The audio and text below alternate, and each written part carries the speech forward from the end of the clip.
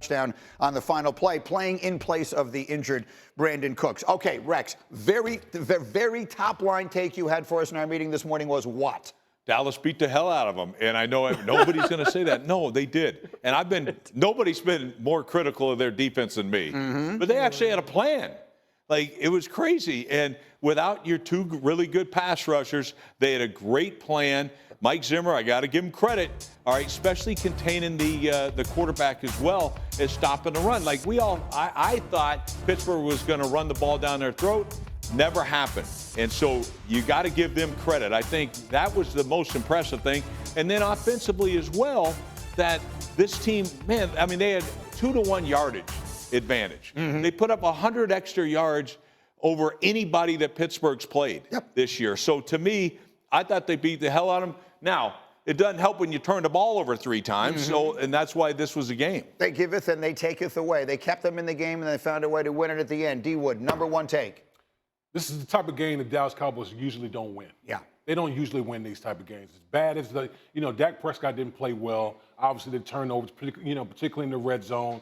They coming off performances where they couldn't stop a nosebleed running the ball, and you're able to go on the road, shut down the run game of the Pittsburgh Steelers. You're able to try to run the ball some. It wasn't very efficient, but at least you attempted to run the football. And to me, I think that's the biggest thing. No Michael Parsons, no DeMarcus Lawrence, and you still were able to go on the road and get a football, get a win. To me, that's what I come out of that game with. And how impressed were you? Not impressed at all. This is bad offense for Dallas, bailed out by bad offense for Pittsburgh. 3 turnovers, 2 of them took points off the board. They avoid catastrophe. I'll give you that. But this is not an impressive win by the Dallas Cowboys.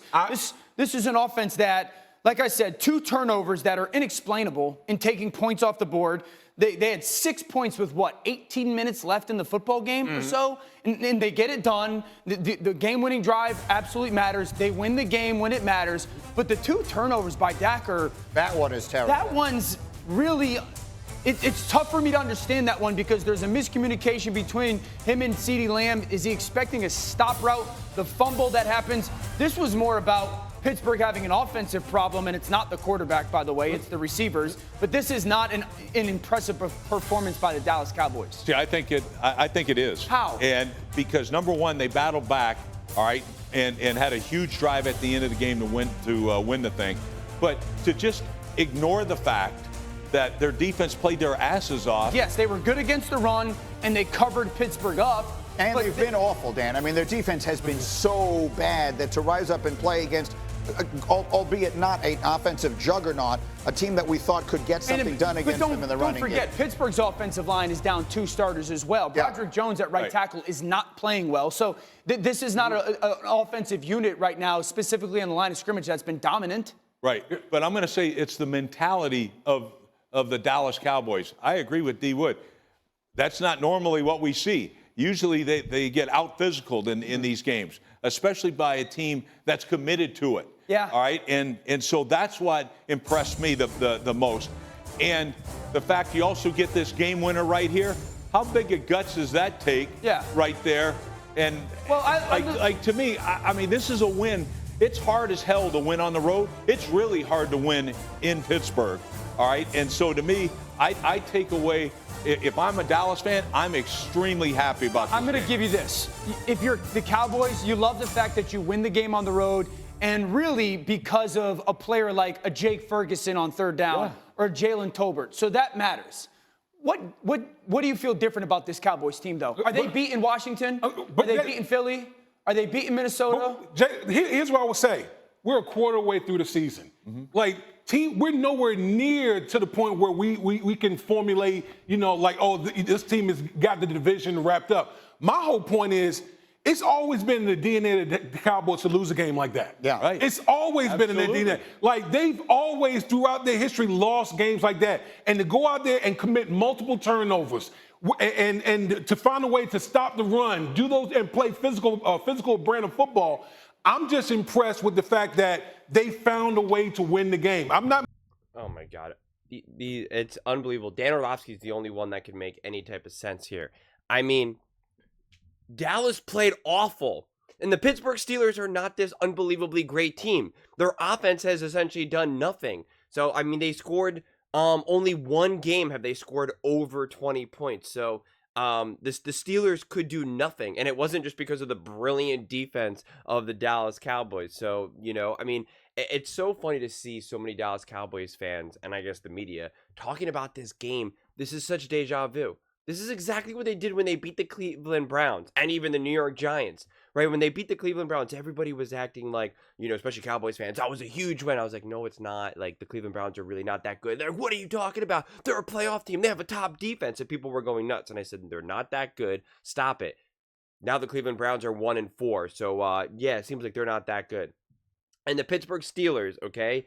I already went through the list of all the teams that they won. Like, it's not that impressive when you actually look at it. Their offense, and this is exactly what Dan Orlovsky said. It was even written at the bottom. Let me see if I could find it. Dak Prescott played as below average as possible. This game was more about the Steelers' ineptitude on offense. And it's true. That's what's hilarious. Everyone was trying to act like Dak Prescott did this great thing and all this. It's like he had 3 turnovers, 2 awful interceptions, 2 interceptions that you see rookie quarterbacks make, and it had nothing to do with any type of injuries or whatever. Like, it was just the fact that the Steelers could not do anything offensively. So if you're a Cowboys fan and you watch this game and you're doing a victory lap, or you think that this was like a good win or something to worthy of celebrating, oh my God, you must have just the lowest expectations. Like, I don't understand how on one side Dallas Cowboys think that they have the best quarterback to ever live, right? He's one of the best quarterbacks in the NFL. That's why he got paid, you know, a gajillion dollars. And then they also say that this team can win a Super Bowl, or that they're a great team, right? That's what everyone was saying before the start of this season. And then you have a win like this, and you think that this is a victory, that this is a good thing. This is a aha, I proved it moment. When you beat, again, a terrible Cleveland Browns team, all right? You beat a completely average to below average New York Giants team, okay? And now you beat the Pittsburgh Steelers, who were not that good. Not that good. They've been a defensive-led team, and quite frankly, the defense is not as good as people try to make it out to be. When you beat Kirk Cousins and the Falcons' Kirk Cousins' first game with the Atlanta Falcons that he's ever had with the Falcons, and came back after nearly a year from injuring his Achilles. Obviously, it took him weeks to finally get situated in that offense, okay? You beat an injured Justin Herbert and the Chargers, who are also decimated with injuries, and you beat a rookie quarterback in Bo Nix, his second game in his entire career. And that's the team that they want to try to act like they just beat this juggernaut, right? Like, that's the top 3 defense in the NFL. I just told you the teams that they played. Hardly impressive. So the fact that people can't connect those dots, it's mind-blowing to me. That's why when I saw Dan Orlovsky say this, I was like, Dan gets it. And now cue Dallas Cowboys fans who are going to be like, what does Dan know about football? Yeah, he doesn't even know how to stay in bounds in an end zone. That's what every time Dan says anything that people don't like, that's what they automatically jump to. But there's just no way you watch this game and say, Dallas played really good. They found a way to win. Oh my God, guys. The Pittsburgh Steelers found a way to lose. Justin Fields could not move the ball down the field. The Steelers couldn't do anything. And again, it wasn't because of the brilliant defense by the Cowboys. And not to mention, when the Cowboys did move the ball down the field, it was to wide open receivers. Listen, this is my conclusion, and I'm probably going to say this in all my Dallas Cowboys videos today. I finally realized exactly who I think Dak Prescott is, okay? Dak Prescott is absolutely consistently good. That is who Dak Prescott is. He is consistently good, but he has equal plays of great and just god awful. And because of that, that's why he's just a good quarterback. It's why he is a B+ quarterback. This was the perfect example of this game.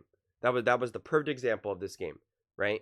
He can win you a tough game when the offense on the other team is doing essentially nothing. He can turn the ball over multiple times, but still make some really nice throws, right? That's who Dak Prescott is. If Justin Fields in that offense was even 5% better, the Dallas Cowboys winning that game? No. So that's who Dak Prescott is. He is consistently a good quarterback. He takes care of the bottom without a doubt. And he has some really, really great throws and really, really great plays. And then he has plays that just truly leave people just speechless, where they're just like, why did he throw that ball? What pass was that? And you can even see Dak Prescott. He makes that face that it looks like that there's just like nothing going on there. It just becomes vacant. And then like again, Collinsworth was literally like just didn't know what to say multiple times. He was just like, I don't even know. And he goes, I'll let you guys read the lips. You know, like he didn't even know what to say. And then Dan Orlovsky was like, I don't even know what to say about, you know, 2 of those interceptions. It was like, what is that? And again, you just got paid over $200 million.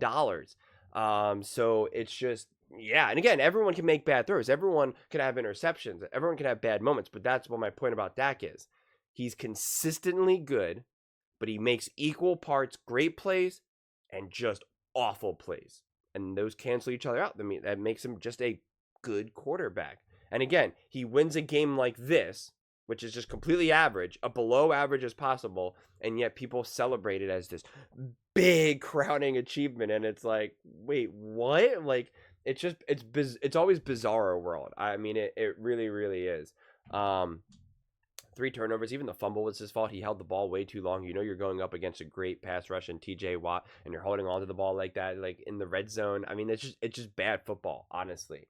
It really, really is. Then you could even hear Collinsworth trying to like speak in existence for them to do something different with Justin Fields, because he was like, you know, he almost like felt bad criticizing Justin Fields. He's like, yeah, you know, you gotta make a better throw. Like he like felt bad doing it, and he goes, you know, I think Russ has a pretty good shot at, you know, starting a couple games, because you know that he like was like, Justin Fields is not looking great. But again, it felt like Collinsworth didn't really want to pile on Justin Fields, because it's almost like, yeah, this quarterback just can't do what needs to be done. And it's just, you know, it's tough. It's like how they always say, you know, coaches only criticize players who they think can do more, right? Who can improve. And if a coach doesn't pay attention to you, because it's like they don't believe that you'll be able to do much, that you can improve. So being ignored by a coach is, you know, usually the worst thing. And that's why Collinsworth was just like, I don't know what to say about Justin Fields. I'm not going to say you got to make that throw, you got to do this, because he doesn't feel like he can, and, you know, doesn't want to pile on him. But, you know, God, every Dallas Cowboys win just as honestly each week has been hilarious. The Browns, the Giants, and now this, the way how Cowboys fans just celebrate this is just, I honestly don't know. I can't make sense of it. It's just, I don't know, man. I don't know. But those are just my thoughts. I'd absolutely love to hear yours. What do you guys think about this epic Dallas Cowboys come from behind on the road versus the Pittsburgh Steelers? Let me know in the comments below. I read every single comment. So whether you agree with me or disagree with me, either way, let's get in some discussions. Let's get in some fights. But ultimately, let's just have some fun. And please do consider subscribing. We are building an amazing community here, and I'd absolutely love to see you part of it. I want to build something that we all genuinely feel connected to. Something that we're really excited to be part of. I think we're on our way to doing it. And please don't forget to give this video a thumbs up, as it really does help with the visibility and the algorithm. Thank you so much. See you next time.